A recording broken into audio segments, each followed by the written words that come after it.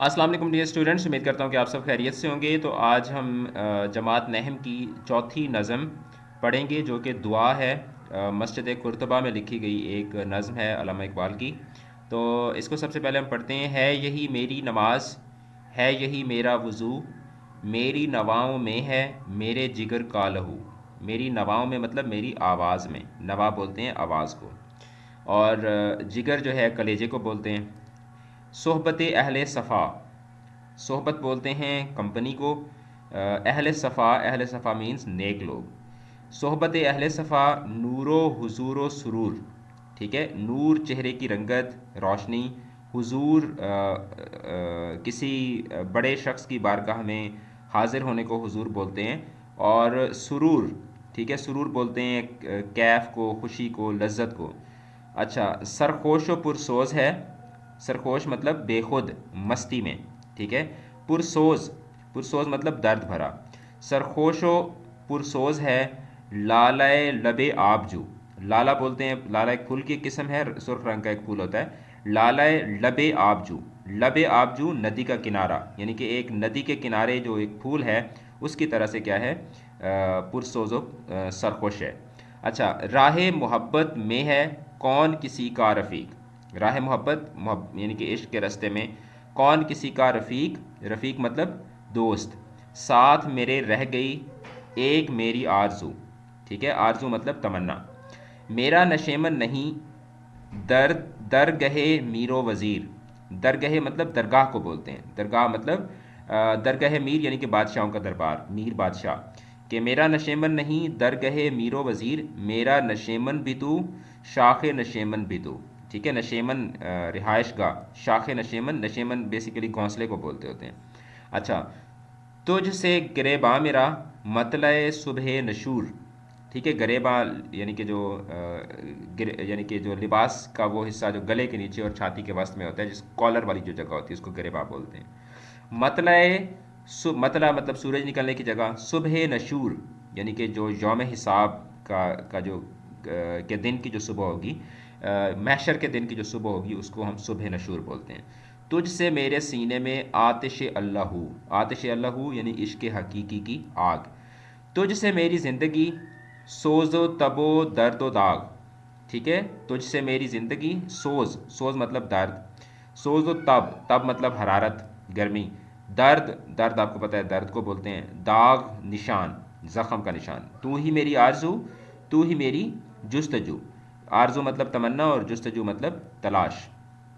اچھا، پاس اگر تو نہیں شہر ہے ویراں تمام، ویراں مطلب اجڑا ہوا، غیر آباد، تو ہے تو آباد ہیں اجڑے ہوئے کاخ و کو، کاخ و کو مطلب بڑے بڑے جو بادشاہوں کے جو عالی شان محل ہوتے ہیں ان کو کاخ و کو کہا جاتا ہے۔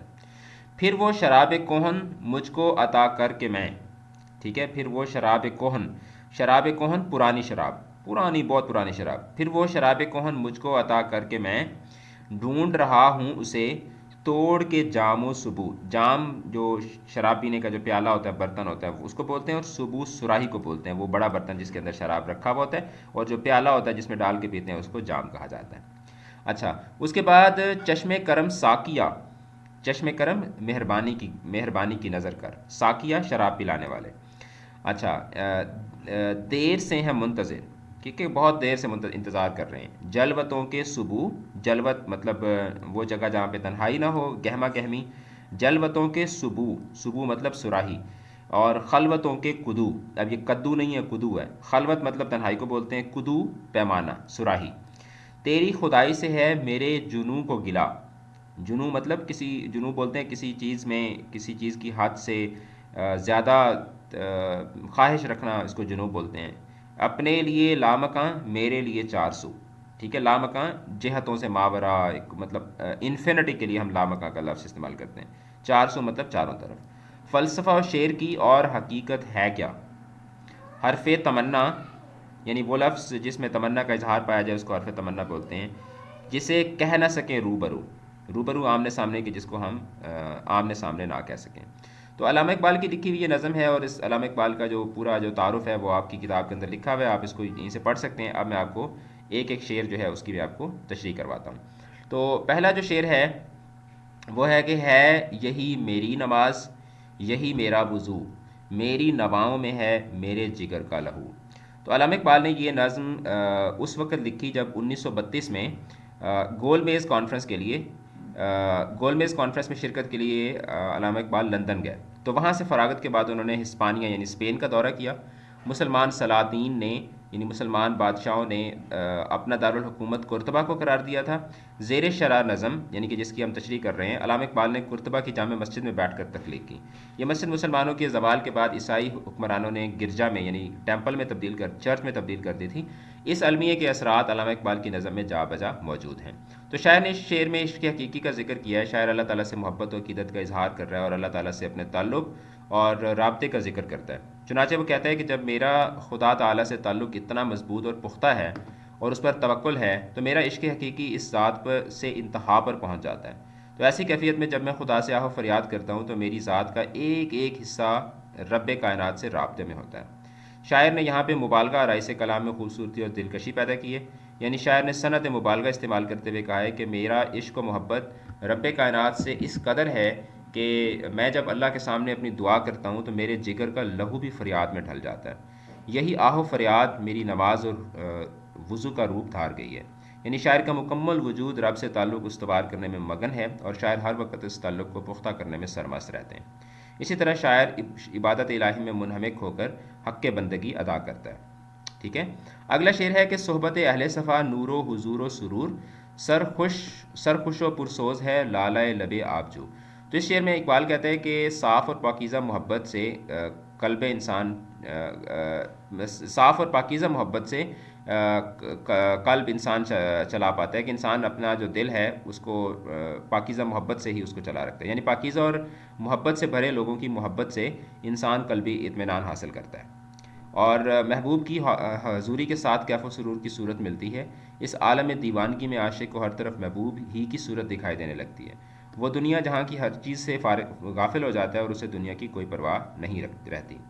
اور اس شعر کو اگر وسیع معنوں میں لیا جائے تو در حقیقت عشق حقیقی کا بیان ہے۔ جو لوگ اللہ کی معرفت پا لیتے ہیں ان پر کیف و سرور کی ایسی حالت طاری ہوتی ہے کہ وہ دنیا کی لذتوں سے دستکش یعنی کہ کنارہ کش ہو جاتے ہیں اور وہ اپنا سارا وقت جو ہے وہ یاد الہی میں بسر کرتے ہیں اور ان کے جسم کو یاد الہی سے بالکل اسی طرح تر و تازگی ملتی ہے جس طرح نہر کے کنارے لالے کا پھول لہراتا رہتا ہو اور ندی کی لہریں اسے ہمیشہ تازگی، سرخوشی اور سرسوز بخشتی رہتی ہیں۔ اچھا، اس کے بعد راہ محبت میں ہے کون کسی کا رفیق، ساتھ میرے رہ گئی ایک میری آرزو۔ تو اب شاعر نے راہ محبت میں آنے والی مشکلات اور مصائب کا ذکر کیا ہے اور شاعر یہ کہتا ہے کہ محبت کی راہ پہ چلنا کوئی آسان کام نہیں ہے۔ یہ عشق و عاشقی کی راہیں نہایت سنگلاخ ہیں اور ان پر بڑے صبر اور حوصلے کے ساتھ چلنا پڑتا ہے۔ شاعر یہ کہتا ہے کہ اس بے چینی اور بے قراری کی کیفیت میں کوئی کسی کا ساتھ دینے کے لیے تیار نہیں ہوتا اور اس کے برعکس لوگ ایسے عاشقوں کی زندگیاں مزید مشکل بنا دیتے ہیں۔ اچھا، اور یہاں تک بھی اگر آپ لکھ دیتے ہیں تشریح تو وہ اناف ہوگی۔ اس کے بعد میرا نشیمن نہیں درگہ میر و وزیر، میرا نشیمن بھی تو شاخ نشیمن بھی تو۔ تو یہ شعر جو ہے وہ شاعر کی روحانی کیفیت کے حالت میں روحانی کیفیت کے بارے میں بتانے کے لیے ایک عمدہ ثبوت پیش کرتا ہے۔ علامہ اقبال کی شعر و شاعری میں عشق حقیقی کا جا بجا ذکر موجود ہے۔ انہوں نے شاعری کے ذریعے ملت اسلامیہ کے تن مردہ یعنی کہ مردہ لاش میں زندگی کی لہر دوڑا دی اور اپنے اثر انگیز کلام سے عالم اسلام کو گراں خوبی سے بیدار کیا۔ شاعر یہ کہتا ہے کہ اے رب کائنات، مجھے امیری یا غریبی سے کوئی سروکار نہیں، میری منزل اور میری راہ منزل تیری ہی ذات ہے۔ ٹھیک ہے، تو دراصل شاعر جو ہے وہ روحانی کیفیت کے اعلیٰ درجے پر فائز ہے اور وہ لوگ جو اللہ تعالیٰ کی معرفت پا لیتے ہیں وہ دنیا کی لذتوں سے بے نیاز ہو جاتے ہیں۔ دیدار الہی کی آرزو انہیں ہر وقت بے قرار رکھتی ہے، اس لیے دنیاوی مال و دولت ان کے لیے کوئی معنی نہیں رکھتے اور وہ دنیا کی ہر شے پر خدا کی ذات کو ترجیح دیتے ہیں۔ اچھا، اس کے بعد اگلا شعر ہے کہ تجھ سے گریباں میرا مطلع صبح نشور، تجھ سے میرے سینے میں آتش اللہ ہو۔ تو شاعر جو ہے وہ اس شعر میں اپنے اندر عشق حقیقی کے شعلے اور انگارے بھڑکنے کا ذکر کر رہا ہے اور علامہ اقبال اللہ تعالیٰ سے مخاطب ہو کر اس ذات کا شکر بجا لاتے ہیں کہ رب کائنات، تیرا لاکھ شکر ہے کہ تو نے میرے دل کو اپنے عشق کی آگ سے روشن کیا۔ شاعر یہاں پر بھی صنعت مبالغہ استعمال کرتے ہوئے کہتا ہے کہ یہ آگ قیامت کے روز بھڑکنے والی آگ سے کم نہیں ہے، یعنی جو عشق حقیقی کی آگ ہے۔ میرے دل میں ہر وقت اللہ کی ذات رہتی ہے اور میرے سینے کو خدا کی ذات سے نور و سرور حاصل ہوتا ہے۔ اور شاعر یہ کہتا ہے کہ میرے دل کا پر نور ہونا غالباً اسی وجہ سے ہے کہ میرا دل اللہ کی حرارت کی آماج گاہ یعنی کہ رہائش گاہ بنا ہوا ہے. میرا دل ہر وقت اللہ تعالیٰ کے ذکر سے معطر رہتا ہے. معطر مطلب خوشبو خوشبو والا رہتا ہے. اچھا، اس کے بعد تجھ سے میری زندگی سوز و تب و درد و داغ، تو ہی میری آرزو تو ہی میری جستجو. تو شاعر یہاں پہ اپنی روحانی کیفیت اور حالت اور عشق حقیقی کا بیان کرتا ہے. اور شاعر یہ کہتا ہے کہ اے اللہ، اگرچہ میری زندگی میں بہت کٹھن حالات ہیں، لیکن میری زندگی سوز و درد کے علاوہ بھی پر رونق ہے. میری زندگی نور سے بھرپور ہے، مصیبت میں بھی راحت افزا ہو گئی ہے، تیری آرزو رہنما ہو گئی ہے. اور میری زندگی روشنی کا مظہر بنی ہوئی ہے، یعنی روشنی کا نمونہ بنی ہوئی ہے، کیونکہ میرے دل میں ہمیشہ تو رہتا ہے. اور اے رب کائنات، جب بھی کوئی مشکل حالات آتے ہیں تو تیرے ذکر سے میرے قلب کو اطمینان حاصل ہوتا ہے. تو شاعر اللہ تعالیٰ کی محبت کا طالب ہے، اور اللہ تعالیٰ اس ایسے میکش یعنی ایسے شراب پینے والے کو، یہاں پہ شراب سے مراد کیا ہے؟ شراب ایک صرف سمپل کے طور پہ یوز ہوا ہے، یعنی کہ عشق حقیقی. اس لیے وہ شخص جو خدا کے ذکر میں مگن ہو جاتا ہے تو محبت سے سرشار ایسے شخص کو خدا کی محبت مل جاتی ہے. اس کے بعد ہے پاس اگر تو نہیں، شہر ہے ویراں تمام، تو ہے تو آباد ہیں اجڑے ہوئے کاخ و کو. تو شاعر یہاں پہ یہ کہتا ہے کہ اے اللہ، تیرے ذکر سے ہی اس جہان کو رونق ملتی ہے. جہاں تیرا ذکر کیا جاتا ہے تو وہ جگہیں آباد اور زندگی سے بھرپور لگتی ہیں. اسی طرح جب دل تیرے ذکر میں مگن رہے تو آباد رہتا ہے اور اطمینان حاصل کرتا ہے. آیت کا ترجمہ بھی ہے نا کہ بے شک اللہ کے ذکر سے دلوں کو سکون ملتا ہے. اور اس کے برعکس وہ جو دل یا بازم تیری ذات سے غافل رہے تو وہ اجڑے ہوئے چمن میں تبدیل ہو جاتے ہیں. تیری یاد کے بغیر ہر سو ویرانی نظر آتی ہے. ٹھیک ہے. اور اس کے بعد اگلا جو شعر ہے دیٹ از پھر وہ شراب کہن مجھ کو عطا کر کے میں ڈھونڈ رہا ہوں اسے توڑ کے جام و صبح. تو شاعر عشق حقیقی میں سرشار قرب الہی کا طلبگار ہے، اور اللہ تعالیٰ سے مخاطب ہو کر علامہ اقبال کہتے ہیں کہ اے اللہ، تیری ذات کو پانے کے لیے ہم نے دنیا کے تمام رسم و رواج سے کنارہ کشی اختیار کر لی ہے. اور اقبال یہ کہتے ہیں کہ انہوں نے جدید تہذیب کے تمام لوازمات سے قطع تعلق اختیار کر لیا ہے، اور وہ اللہ سے فریاد کر رہے ہیں کہ اے رب ذوالجلال، تو اپنا قرب عطا کر دے، مجھے بھی وہی جذبہ عشق سے نواز دے جو میرے اسلاف کا ورثہ ہے. اچھا، اس کے بعد اگلا شعر ہے کہ چشم کرم ساکیہ دیر سے ہیں منتظر، جلوتیوں کے صبح خلوتیوں کے کدو. تو یہ شعر بھی اپنے موضوع کے اعتبار سے پچھلے شعر کا ہی ایک تسلسل ہے، جس میں اللہ تعالیٰ سے یہ دعا کی گئی ہے کہ اے اللہ، ہم تیری نظر کرم کے طلبگار ہیں. ہر کوئی، چاہے وہ لوگ جو درویش صفت ہیں یا وہ لوگ جو گناہ گار ہیں، امیر و غریب، ہر طبقے کا انسان جو ہے وہ تیری معرفت کو پا لینا چاہتا ہے، کیونکہ تیری ذات بلند و بالا ہے، تو سب کا سننے والا ہے. ہر انسان چاہتا ہے کہ تو اس سے راضی ہو اور اس پر رحم کرے، کیونکہ تیرے رحم کے بغیر ہر شخص لاچار اور بے بس ہے.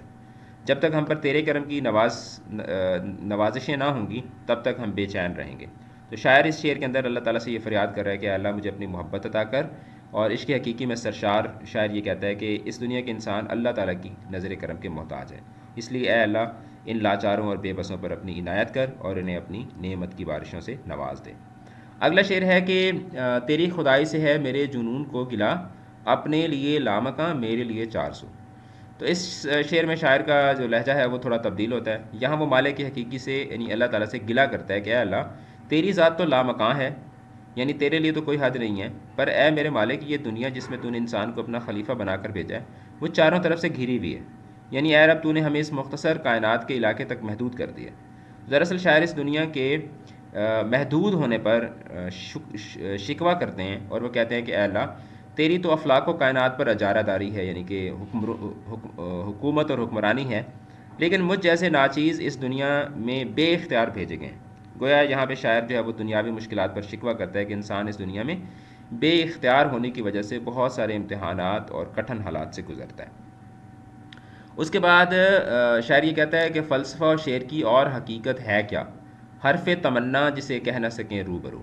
تو اس شعر میں شاعر کہتے ہیں کہ فلسفہ اور شعر کی تعریف مختصر اتنی سی ہے کہ ان کی وساطت سے، یعنی کہ شاعری کے وسیلے سے انسان اپنی دلی تمنا کا اظہار جو ہے وہ کھل کر نہیں کر سکتا، بلکہ یہاں بھی علامتوں کا سہارا لیا جاتا ہے. عام مشاہدہ ہے کہ لوگ یہ سمجھتے ہیں کہ شاید شعر و شاعری سے ایک شاعر کھل کر اپنے جذبات و احساسات کا تذکرہ کرتا ہے، لیکن اس کے برعکس ہوتا ہے، کیونکہ شعر و شاعری میں بھی وزن، بحر، ردیف اور قافیہ، ان ساری چیزوں کا خیال رکھنا ہوتا ہے. تو اگر اس شعر کو وسیع معنوں میں دیکھیں تو ایسے معلوم ہوتا ہے کہ جس میں ایک بہت بڑا گہرا پیغام پوشیدہ ہے. یعنی اگر یہ دنیا ایک فلسفہ اور شعر کی مانند ہے تو انسان اس دنیا کا شاعر ہے، اور اسے اس دنیا میں توازن برقرار رکھنے کے لیے اپنے احساسات و جذبات کو چھپانا پڑتا ہے، اور وہ مکمل طور پر کبھی بھی کھل کر اپنے واقعات و حالات کسی کو نہیں بتا سکتا. تو آج ہم نے آخری نظم کی ہے. اب چونکہ فیڈرل بورڈ کے جو اسٹوڈنٹس ہیں ان کے لیے ان سوال جواب جو ہیں یہ اتنے امپورٹنٹ نہیں ہوتے، تو اس لیے ہم ان کو اسکپ کریں گے. اور نظم اور غزل میں کیا فرق ہے اس کو دیکھ لیتے ہیں. تو نظم سے مراد ایک ایسا صنف سخن ہے جس میں کسی بھی ایک خیال کو مسلسل بیان کیا جاتا ہے. نظم میں موضوع اور حیت کے حوالے سے کسی قسم کی کوئی پابندی نہیں ہوتی. اس کی مثال یہ ہے کہ ہمارے ہاں نظمیں مثنوی اور غزل کے انداز میں لکھی گئی ہیں. جدید دور میں نظم ارتقائی مراحل سے گزرتے ہوئے آج کئی حالتوں میں تقسیم ہو چکی ہے، جس کی 5 بنیادی قسمیں ہیں: پابند نظم، نظم معرہ، آزاد نظم، نثری نظم، یک مصری نظم وغیرہ. جبکہ غزل جو ہے وہ لغت میں غزل کے معنی عورتوں سے باتیں کرنے، اور اصطلاح میں غزل شاعری کی وہ قسم ہے جس میں حسن و عشق کے موضوعات اور تجربات بیان کیے جاتے ہیں. غزل کے لہجے میں موسیقی اور ترنم کے عناصر ہوتے ہیں، اور غزل میں مخصوص علامتیں استعمال ہوتی ہیں جو غزل کو باقی اصناف سے ممتاز کرتی ہیں. اور غزل میں حسن و عشق کے ساتھ ساتھ تصوف، اخلاق اور حیات و کائنات کے مضامین بھی ملتے ہیں. مطلع کیا ہوتا ہے؟ مطلع کے معنی ہے نکلنے کی جگہ یا نکلنا. اصطلاح میں غزل یا قصیدے کے پہلے شعر کو مطلع کہا جاتا ہے. مقطع کیا ہوتا ہے؟ مقطع کے لغوی معنی ختم کرنے یا کاٹنے کے ہیں، اور اصطلاح میں مقطع غزل کے آخری شعر کو کہا جاتا ہے جس میں شاعر اپنا تخلص استعمال کرتا ہے. اور جس شعر میں شاعر اپنا تخلص استعمال نہ کرے اسے غزل کا آخری شعر کہا جائے گا، مقطع نہیں کہا جائے گا. اچھا، اس کے بعد کنایا کیا ہوتا ہے؟ کنایا کے لغوی معنی ہیں معنی مخفی اشارے یا پوشیدہ بات کے ہیں، اور الفاظ کا ایسا استعمال جس میں الفاظ لغوی معنی سے الگ ہو کر معنی دیتے ہیں اور اس سے لغوی معنی بھی مراد لیا جا سکتا ہو، اسے کنایا بولتے ہیں. کنایا کی مختلف صورتیں ہو سکتی ہیں، جیسے کنایا بعید. اب کنایا بعید میں کیا ہوتا ہے؟ جب ایک شخص یا چیز سے بہت سی صفتیں منسوب کی جائیں اور ان تمام صفتوں سے موصوف بھی مراد ہو، جیسے یہ صحبت اہل صفا، نور و حضور و سرور، سر خوش و پرسوز ہے لالہ لب آبجو. تو اس شعر میں نور، حضور اور سرور کی خاصیتیں اہل صفا کی محبت کی دین قرار دی ہیں. جس طرح لالہ میں بہتی ہوئی ندی کی قربت میں سرگوشی اور پرسوزی کی صنعتیں پیدا ہو جاتی ہیں، صفتیں پیدا ہو جاتی ہیں. اچھا، تصریح اس کے بعد جو ایک کنایا بعید ہے اور ایک تصریح ہے. تصریح کیا ہوتی ہے؟ کنایا کی وہ قسم جس میں موصوف جو ہے وہ مذکور نہ ہو. اور رمز کیا ہے؟ اگر کنایا میں واسطے بہت زیادہ نہ ہوں لیکن پوشیدگی تھوڑی سی ہو تو اسے رمز بولتے ہیں. ٹھیک ہے. اچھا، تو اس کے ساتھ ہی ہمارا جو جماعت نحم کا حصہ نظم ہے وہ اپنے اختتام کو پہنچا. اس کے بعد ہم حصہ غزل شروع کریں گے اور اسی طریقے سے اپنا سفر جو ہے وہ جاری رکھیں گے. چینل اگر آپ نے نہیں سبسکرائب کیا تو اس کو کائنڈلی سبسکرائب کر لیں اور جڑے رہیں چینل کے ساتھ. اپنا رکھیے گا بہت بہت زیادہ خیال. آل دا بیسٹ. خدا حافظ.